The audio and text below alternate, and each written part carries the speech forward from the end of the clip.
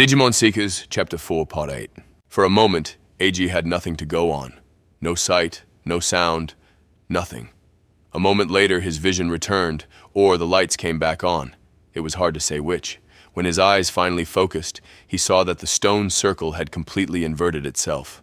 Whoa, hang on. What? No, that wasn't quite right. The stone circle hadn't inverted. AG found himself lying down on the floor. Ugh! Lugumon grunted. Lugumon, you okay? AG said, jumping to his feet. Lugumon lay flat on the ground, struggling. I can't move. Something was very wrong. Ryusenji was also laid out, though that wasn't a new development. Lugumon and Doraemon lay inside the stone circle, as did Kosuke and Yulin's hololyzed forms. The system shutdown must have knocked everyone unconscious. The interfaces on each of the prototype Digimon were still lit, but they were slowly dimming. Lugumon! AG shouted.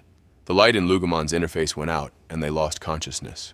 The light returned to their interface a moment later, signaling a reboot. This time, however, the interface was executing a ton of unintelligible code. What? Kosuke's voice began to tremble. He kept trying to restart his virtual monitor, only for it to crash each time, spewing a long string of error messages across his field of view. The source code decryption process had been canceled without warning at the worst possible time. Good morning, friends, a voice said softly. The voice was gentle, familiar, like it was greeting them after a long day's work. But then, why good more? AG spun around to face its source. Professor Ryusenji? AG said softly. It certainly looked like his silhouette. He stood with his back to his pupils. I'll take it from here, the professor responded. There he stood, dressed as he always did in the DDL laboratory. Professor? Yulin said, dazed. What are you doing? Why? Kosuke said in a haze, befuddled by the professor's sudden appearance. Why are you so surprised? He said in his distinctive cadence as he turned around. Somehow, Professor Tomonori Ryusenji stood before them in the source domain. Kosuke and Yulin quietly got to their feet, understandably tense. Their professor had just knocked them unconscious with a single phrase. Or was it code? After all, I asked you to raise these prototype Digimon for me, the professor continued. That moment had been a turning point in each of their lives. Now I suppose I can do this at any point, but what better time than now? Restrain. Gah! What is this? Ah! Lugumon and Doraemon were now restrained by the exact same tool they'd used on Ryusenji. How did you do that? Doraemon shouted, stunned. Most Digimon, when conscious, were protected by their own security systems that made restraining them with software tools non-trivial. Ryusenji had been an easy capture only because they'd been knocked out first. What did I just say? I asked you to raise them for me. Did you think I was giving them to you? Professor Ryusenji said sternly. It was inside us from the beginning, Lugumon shouted. Doraemon's head whipped toward Lugumon, eyes wide. The only explanation for the restraint tool bypassing their onboard security was that it had been installed in the prototype Digimon from the start. Did you tamper with Ryusenji? Yulin asked, alarmed. It's part of a suite of research tools implanted in each Digimon and each of your Digimon linkers. Did I not mention all this when I gave them to you? The professor said nonchalantly. AG looked at his wrist. The Digimon linker was full of spyware. The constant health monitoring and logging of Lugumon's progress wasn't just for AG's benefit, it was getting beamed back to DDL. I can also forcibly take control of the Digimon if need be, even if you're mind-linked. Research requires safeguards, wouldn't you agree?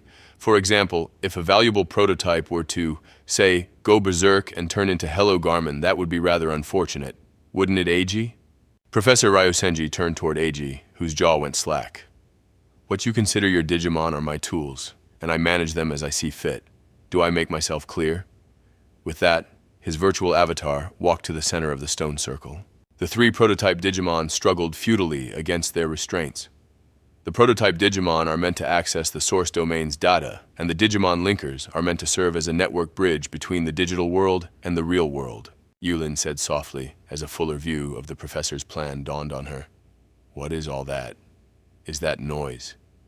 AG took note of an odd shimmer that ran over Professor Ryusenji's image every so often. Professor Ryusenji was hololyzing himself via the combined projections from each of their Digimon linkers. He was nothing more than a video feed projected out into space. He lacked the same volume that Eiji and the others had on account of being properly hololyzed. Nevertheless, he, not Kosuke, was now in full control of Operation Tartarus. Rather, he always had been. The Digimon, the equipment everyone used to interface with them. It was all under Professor Ryusenji's control. It was all right there in front of them, and worse, they'd agreed to the terms. I was always under DDL's control, Lugaman said, trying to regain the last of their memory. It was coming back in fits and starts, but the demon wolf of the Castle of Nine Wolves recalled their capture in the wall slum at the hands of DDL employees. That, and the installation of a restraint tool in case the Digimon went berserk in the course of the experiment. They were as Fenrir, bound by Gleipnir in the legends of old. Naturally, this was all D4 classified. The plan was clever, to be sure. The restraints were disguised as research tools so the Digi-Police wouldn't find them if they even thought to look for them in the first place. Professor Ryusenji had never given Yulin any reason to doubt him after all. Kosuke always saw him as his closest ally. They were to be family. Lugamon, Doraemon said through a grimace. You, me, Ryudamon. DDL managed all of us at one point or another. That's when they installed the restraint tool in us, either directly or through the new Digimon linker. Those were the only ways they could have bypassed the Digimon security protocols. It's not so uncommon. Even humans have objects and implements left inside them during surgery that they never notice even as they heal, Professor Ryusenji added, though the example was of no use to the Digimon now. What the hell do you think you're doing? Kosuke exploded, slamming his error-laden virtual monitor aside. He shot daggers at the professor's projection, but his tone was as petulant as any first-year student. Let me put it in a way you code crackers would understand. Your story has now become mine. It really is that simple. He wasn't physically present in any meaningful way, but he was now in control. He'd code cracked their story, their lives. And so long as the prototype Digimon remained the decryption key, it would be Professor Ryusenji who turned the page on this chapter. Now watch closely. I'll do this one step at a time. He set to work. First, the data object connected to the interface on Doraemon's head, and code began flowing between them, restoring part of the signal. What are you doing? Kosuke bellowed. I think it's obvious. I'm decrypting the source domain's code. It's only right that I be the one to do it, is it not? The professor said, glancing at Kosuke. Who better than Tomonori Ryusenji, foremost expert on the digital world, to take the next great leap in the field? Kosuke stood by helplessly while his partner Digimon was hijacked before his eyes. Accessing source domain code, came an announcement, stepping on the last few words of Professor Ryusenji's speech. It was a flat, affectless voice, cold and robotic. Was this the voice of the source domain itself? Lugamon! Eiji yelled, furiously typing away at his virtual monitor in a bid to regain control. It's not looking good, the wolf replied feebly. They were already giving up, still conscious but unable to move. The system had completely taken over their body through their interface. Eiji struggled to forcibly regain control, despite the fact that Professor Ryusenji was nothing more than a video feed who wasn't even mind-linked to the Digimon he now controlled. There was no way to cut the projection, let alone sever the professor's connection to the Digimon. What if they couldn't stop Professor Ryusenji at all? We're supposed to be on the same side, Kosuke shouted, desperate now. I want to save Saia too. Professor Ryusenji, please, Eiji yelled. He felt like a child trying to insert himself into an adult's conversation. What is it, Eiji? I'm rather busy. Are you wondering what the incentive to digivolve Lugamon to their ultimate form was? Well, no, you have to listen to me. All right then.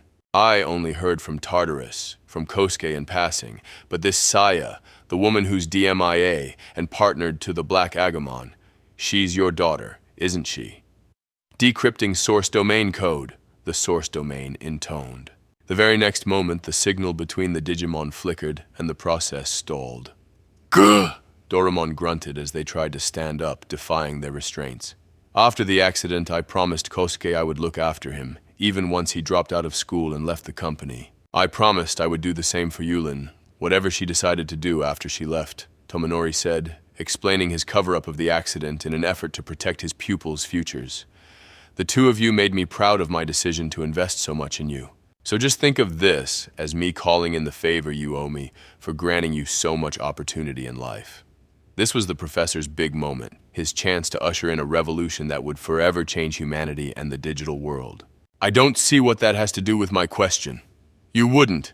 This was all before your time anyhow, Professor Ryusenji said genially, brushing aside Eiji's attempts to insert himself in the conversation.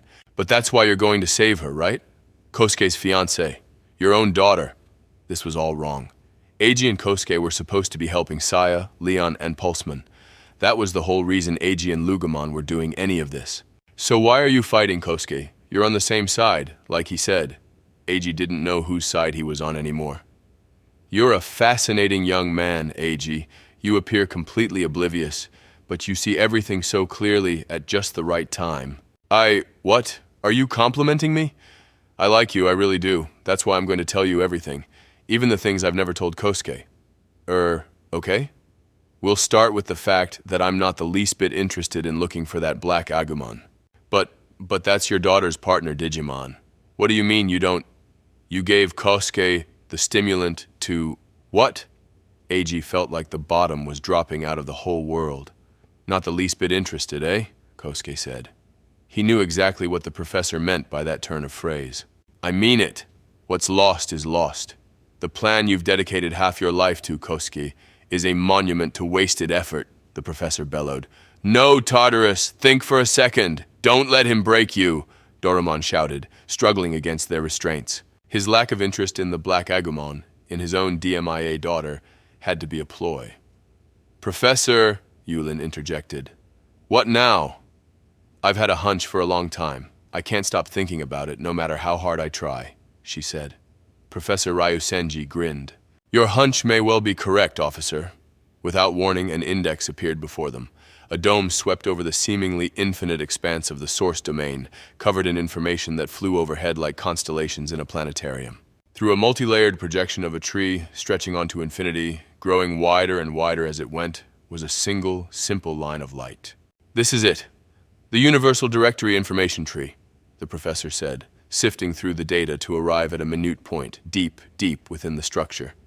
Search complete, the source domain's voice intoned. A small bit of data appeared as it was decrypted. A spark. Bit by bit, a small fairy-like Digimon appeared, wreathed in crackling lightning. Pulsemon! What's Pulsemon doing here? Lugumon and Eiji's delight gave way to puzzlement. Pulsemon's face was completely blank, its eyes vacant. Well, what do you think? This is indeed the Pulsemon you and Lugumon were looking for, the professor said. Eiji swallowed hard. This is but a taste of what can be done with control of the source domain's data, he continued, every word dripping with a sense of superiority. You mean we can search the entirety of the digital world from here? Yulin said in amazement. Here, in the depths of the digital world, where no human had ever tread, one could search for any Digimon by their identification code. Before anyone had time to process the power of what they'd witnessed, another light shot out in search of its target. Another form appeared before them. Eiji swallowed hard once more. The Black Agumon! Kosuke shouted. The form of a small, dinosaur-like Digimon floated before his eyes. It didn't look black in and of itself so much as the image itself appeared to be monochrome, like a creature from an old movie given three-dimensional form.